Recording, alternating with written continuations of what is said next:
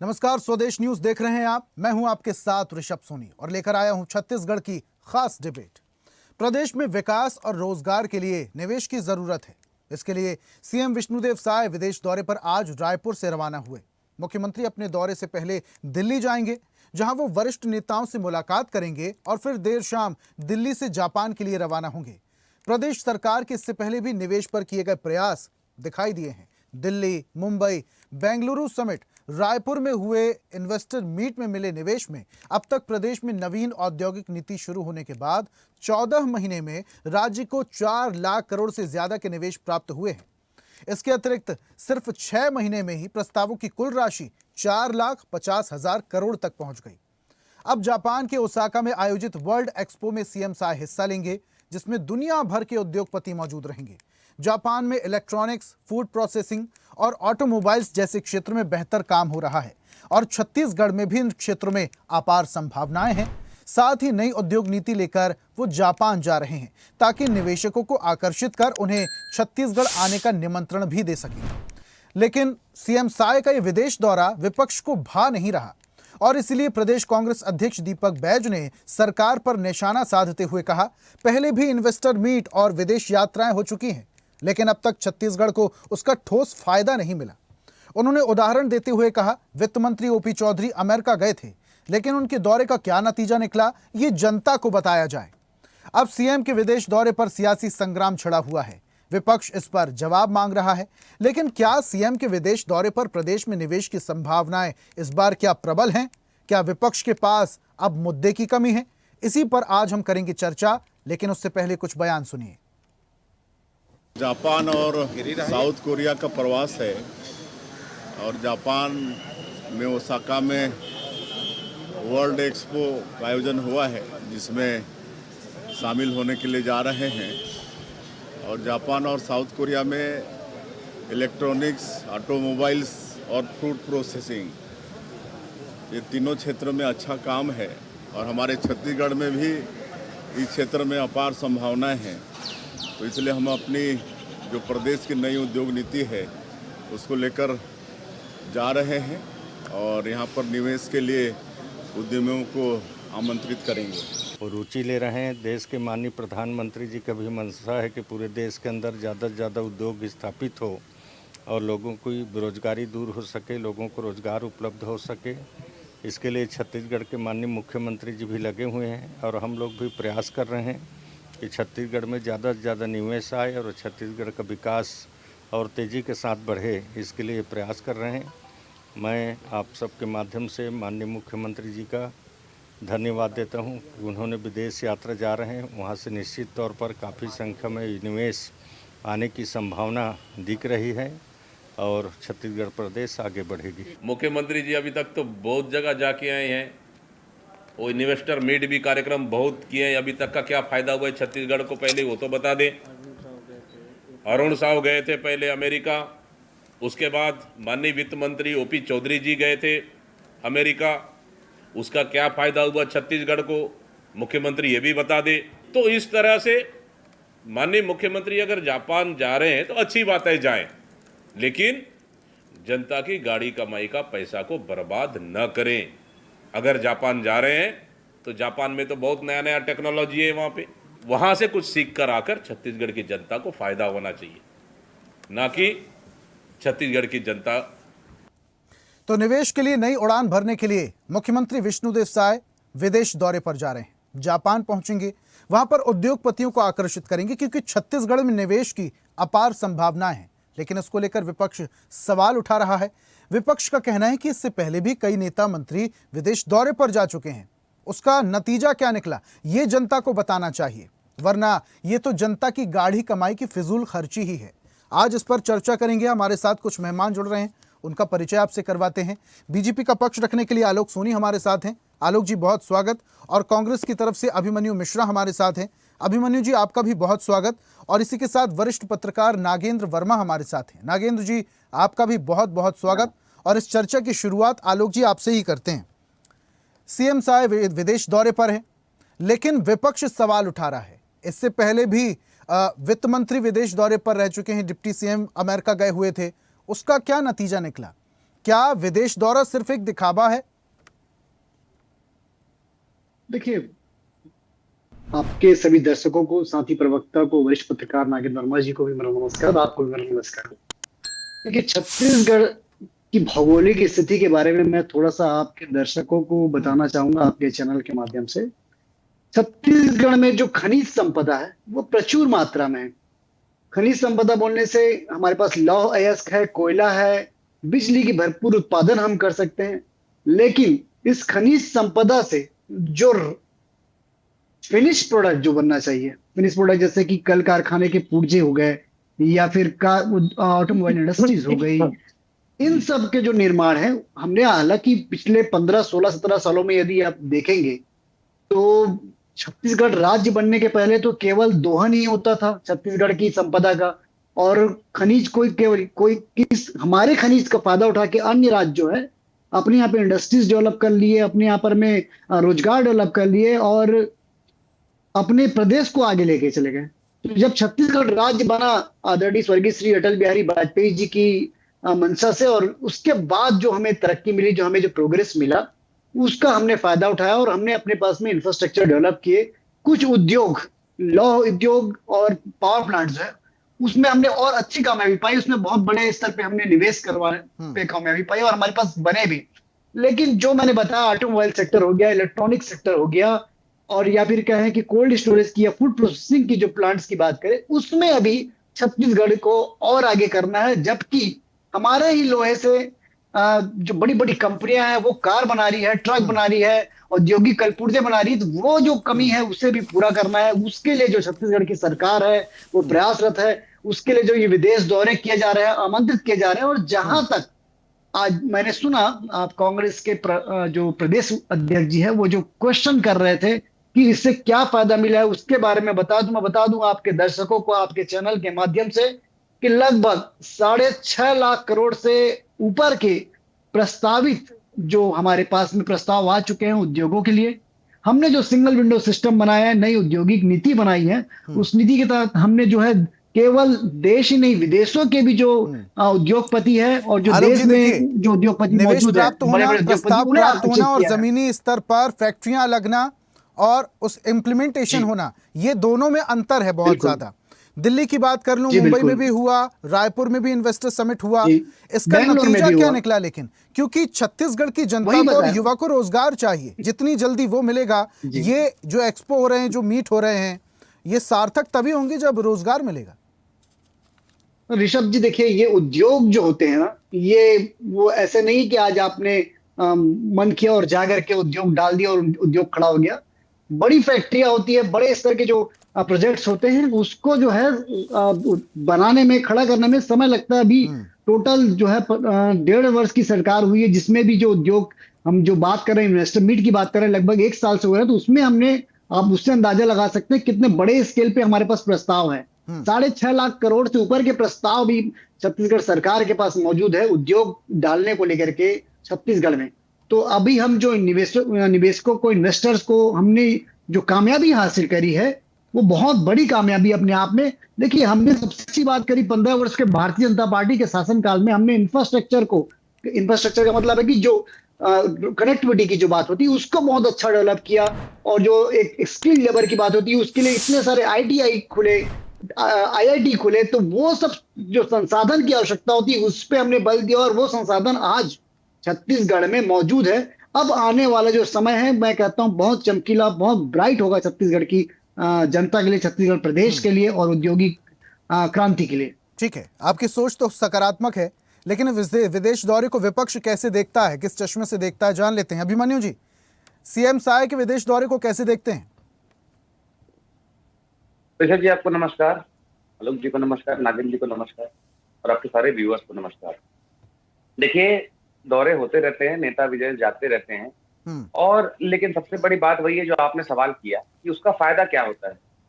नेता जाए, घूम करके आ जाए, उसके बाद वहां से कई बार तो कई नई टेक्निक सीख के आते हैं, नई नई चीजें सीख के आते हैं, इसको यहाँ इम्प्लीमेंट करते हैं। जैसे हमको याद है अभी कि राजेश मूणत जी गए थे एक बार, विदेश मंत्री रहते, तो आके उन्होंने स्काई वॉक दे दिया रायपुर में आके, जो आज तक संशय की स्थिति बनी हुई है, जो उसमें आज तक क्या किया जाए और क्या नहीं किया जाए।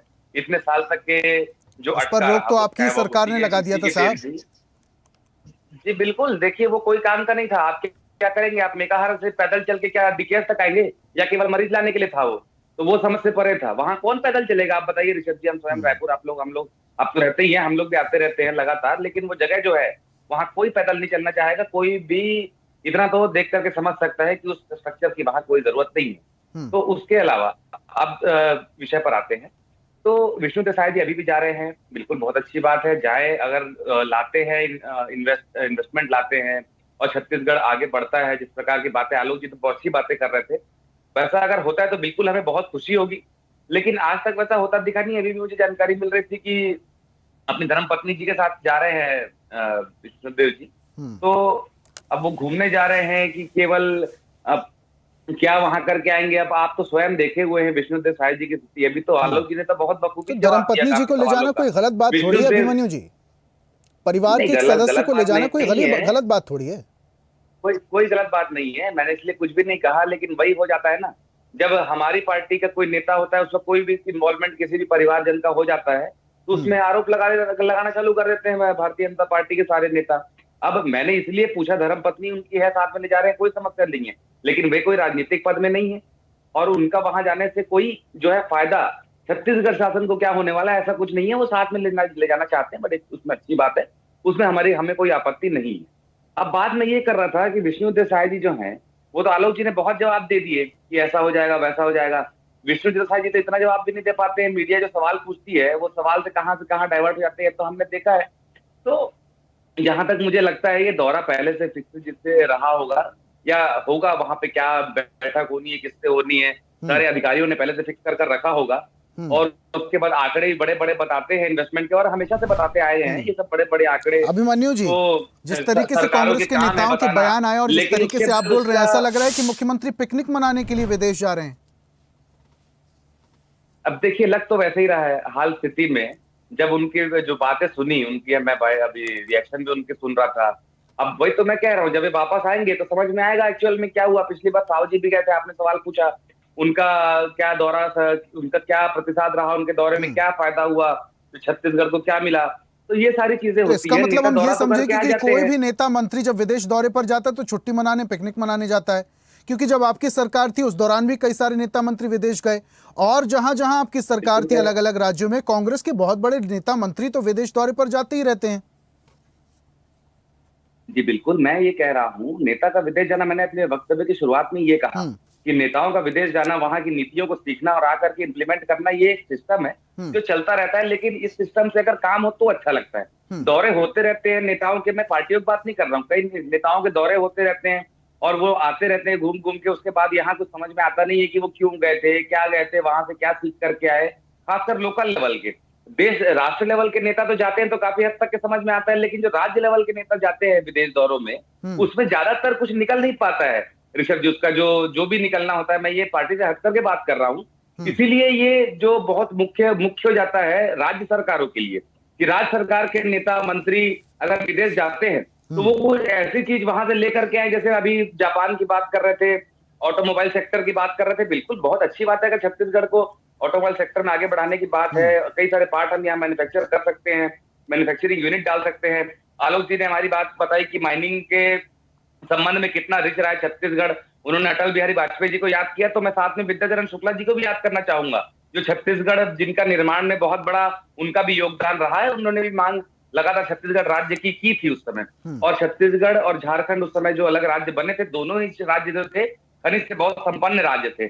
आज भी देखिएगा तो बिजली सरप्लस राज्य हमारा है, हम लगभग दोगुनी बिजली उत्पादन करते हैं, लेकिन उसके बाद भी कटौती का दंश भी हम झेलते हैं, उसके बाद भी जो दाम बढ़ने का दंश भी हम झेलते हैं। तो कहीं ना कहीं छत्तीसगढ़ आज भी जो है वो ऐसा लगता है कि बड़े जो प्रदेश हैं उनके आपूर्ति करने के लिए छत्तीसगढ़ के आज भी कई जगह कहीं ना कहीं छत्तीसगढ़ का दोहन किया जा रहा है। तो छत्तीसगढ़ की जो खुद की हमारी जो जितनी हमारी खनिज संपदा है, जितने हमारे रिसोर्सेज है, जितने पूरे देश भर को हम जहां तक कि 70% कहते हैं कि पीटीएस का जो चावल देश भर में बढ़ता है वो हमारा चावल होता है।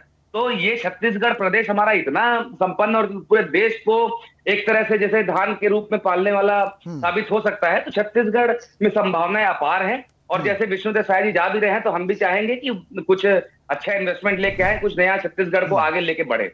चलिए ठीक है, उनके विदेश दौरे को वरिष्ठ पत्रकार नागेंद्र जी कैसे देखते हैं, जरा उनसे समझते हैं। नागेंद्र जी, पूरी बात आपने अभिमन्यु जी की सुनी, तमाम सारी बातें कर रहे थे, बिजली की समस्या होती जबकि पावर हाउस है छत्तीसगढ़ खुद, यानी कि दिया तले अंधेरे की स्थिति हो जाती है कई बार तो। लेकिन सीएम और सरकार की अगर हम बात करें, राज्य सरकार कोशिश तो कर रहे हैं। दिल्ली में हुआ, मुंबई में हुआ, रायपुर में इन्वेस्टर समिट हुआ, लाखों करोड़ों रुपए के जो निवेश प्रस्ताव हुए वो भी हुए, एमओयू साइन हुए। लेकिन ये जो सवाल उठ रहे हैं कि अक्सर नेता मंत्री जब विदेश दौरे पर आते हैं, वापस आते हैं तो हासिलाई जीरो, कुछ होता नहीं है।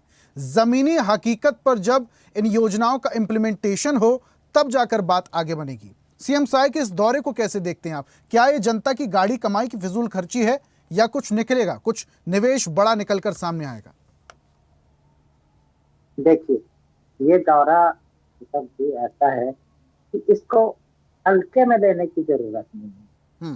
हमारा जो प्रदेश है, जिसके अभी दोनों प्रवक्ताओं ने बताया कि प्रचुर संसाधनों से युक्त है, और अभिमन्यु जी ने तो ये भी कह दिया कि दूसरे स्टेट्स जो है यहाँ के संसाधनों का उपयोग कर रहे हैं। तो ये क्यों हो रहा है? स्वाभाविक रूप से हमारे क्षेत्र के विकास ने वो इबारत नहीं बनाई। 25 साल बने राज्य हो गए हैं, निरंतर इसमें लंबे समय से प्रयास की जरूरत थी ताकि इन रिसोर्सेस को बिल्कुल सही ढंग से प्लान किया जाए और इन चीजों का उपयोग यहाँ हो कि हम पूरे भारत में और विश्व में अपनी एक पहचान बने, एक हब बने औद्योगिक। तो इस क्षेत्र में प्रयास तो करना ही होगा। गीता में कृष्ण ने कहा है कि आप कर्म करिए, फल तो मिलेगा, फल की चिंता मत करिए। तो उस चीज को मानना होगा। जब आपके ऊपर प्रदेश की जनता ने विश्वास किया है तो आपका राजधर्म है कि आप प्रदेश की खुशहाली और जनता के हित के ऐसे काम करें कि युवा जो है वो बेरोजगार ना रहे। इस दिशा में काम किया जा रहा है और समय अभी इसकी आलोचना या समीक्षा का बिल्कुल नहीं है। ऐसी चीजों को राजनीतिक दृष्टिकोण से नहीं देखना चाहिए। राज्य बनने के तत्काल बाद हमारे प्रदेश को एक बहुत बुद्धिमान मुख्यमंत्री कांग्रेस के अजीत जोगी मिले थे, जिन्होंने हर दृष्टिकोण से सोचा था, उन्होंने हर बात को गंभीरता से सोचा। और मैं तो और नागेंद्र जी, एक पहलू ये भी है कि इतनी जल्दबाजी में फैक्ट्रीज तो नहीं लग सकती, थोड़ा वक्त लगेगा, इंफ्रास्ट्रक्चर खड़ा करने में वक्त लगेगा, जो संसाधन जुटाने उसमें वक्त लगेगा, कच्चे माल की व्यवस्था, मतलब एक हायरार्की अगर हम देखें तो उसमें थोड़ा वक्त लगेगा। 1.5 साल हुआ सरकार को बने, इतनी हड़बड़ी भी थी ठीक नहीं। बिल्कुल बता रहा हूँ। तो अजीत जोगी ने जो ब्लूप्रिंट बनाया था, कहीं ना कहीं प्रदेश उस पर काम कर रहे हैं। और आज ये जो दौरा हम कह रहे हैं वो उसी का एक हिस्सा है। रमन सिंह ने अपने समय में बेहतर काम किया, मुख्यमंत्री भूपेश बघेल उन्होंने भी प्रयास किया। ये ठीक है कि उस समय कोविड महामारी थी तो बहुत सारी चीजें लंबित हुई और विकास के बारे में लोग कहते हैं कि एक तरीके से थम गया था। तो इन सब चीजों को बड़े दिल सोचना पड़ेगा। लेकिन नागेंद्र जी, माफ कीजिएगा आपको बीच में रोक रहा हूं मैं, लेकिन जब नेता मंत्री ऐसे विदेश दौरे पर जाते हैं और उनके परिचित, उनके घर वाले जब विदेश दौरे में उनके साथ जाते हैं तो सवाल उठते हैं, क्योंकि ये पूरा खर्चा सरकारी खर्चा है। और जब इस तरीके से परिजन साथ में जाते हैं तो सवाल उठते हैं कि क्या घूमने जा रहे हैं आप? और अगर घूमने नहीं जा रहे हैं, शासन प्रशासन सरकार के काम से अगर जा रहे हैं तो परिजनों को ले जाने की क्या जरूरत है? उनका वहां पर क्या काम? ये भी बड़ी अजीब सी बात है, ये मैं पहली बार सुन रहा हूँ। ऐसा होना नहीं चाहिए नियमतः। देखिए, मुख्यमंत्री जा रहे हैं, उनके साथ प्रदेश के चीफ सेक्रेटरी अमिताभ जैन जा रहे हैं, उद्योग सचिव रजत कुमार जा रहे हैं, साथ में प्रमुख सचिव सुबोध कुमार सिंह जा रहे हैं। तो ये सब वहां पे गंभीरता से काम करेंगे। वहां पे ये पूरे तरीके से निवेशकों को आकर्षित करने के लिए प्रेजेंटेशन देंगे। और मुझे लगता है कि इसको बहुत बड़े दिल से देखने की जरूरत है। हम पत्रकार भी कहीं दौरे पे जाते तो कोशिश करते कि हमको ये सुविधा मिल जाती कि हम अपनी पत्नी को ले जा पाते। ये एक स्वाभाविक प्रवृत्ति है, क्यों नहीं होनी चाहिए ये चीजें। और तो आप इस बात का समर्थन करते हैं? अगर नेता मंत्री जा रहे हैं अपने परिजनों को ले जा रहे हैं तो कोई दिक्कत नहीं, आप इस बात का समर्थन कर रहे हैं? सुनिए, परिजनों से तात्पर्य वो पूरा कुनबा लेके ना जाए। देखिए, बहुत सारी चीजें हैं इसमें, आप अन्यथा मत लीजिए। इसमें अगर कोई एक ही परिजन में कोई भी आ सकता है नागेंद्र जी, परिजन में धर्म पत्नी भी आ सकती हैं, बच्चे भी आ सकते हैं, बिल्कुल परिजन में कोई भी आ सकता है। बिल्कुल, लेकिन वो कुनबा लेके जम्बो चले जाए पूरे, अपने चाचा भतीजा दादा दादी, तो वो फिर गलत है। उसको फिर उसका खर्च उनको स्वतः उठाना चाहिए। ये बात तो लेकिन नागिन बिल्कुल जी, सही है। अगर एक और व्यक्ति भी लेकिन जा रहा है, एक परिजन भी जा रहा है, तो भी खर्चा मोटा आता है, ये बात आप जानते हैं। देखिए, प्रतिपक्ष कांग्रेस ने भी इस सवाल को उठाया है, तो इस चीज का भी जवाब बीजेपी के पास होना चाहिए। उनको बड़ा दिल ठीक है, करके जवाब ले बोलना लेते हैं चाहिए, आलोक जी से, इसका खर्चा, बहुत देर से इसका बोलने की खर्चा हम कोशिश करें। देंगे। आलोक जी, जवाब।